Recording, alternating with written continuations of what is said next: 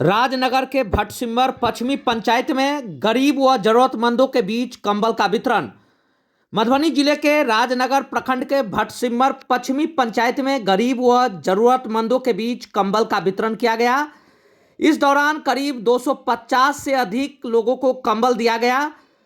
यह कार्यक्रम सरपंच सुनीता देवी के आवास पर हुआ।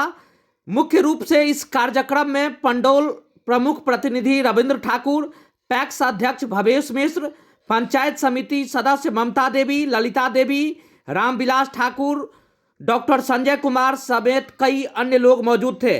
इस दौरान जरूरतमंदों को कंबल देते हुए सरपंच सुनीता देवी ने बताया कि वे यह नेक काम कर काफ़ी गौरवान्वित अपने को महसूस कर रही है। उन्होंने कहा कि 250 से अधिक लोगों को कंबल देकर उन्हें सुकून मिला है ताकि वे इस कड़ाके की ठंड में राहत पा सके।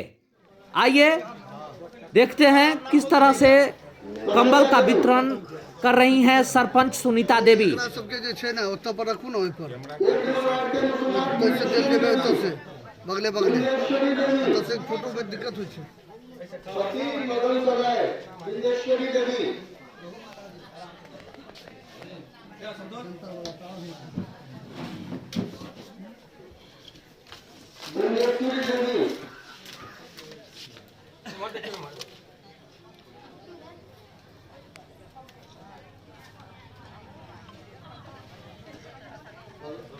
बालेश्वर यादव,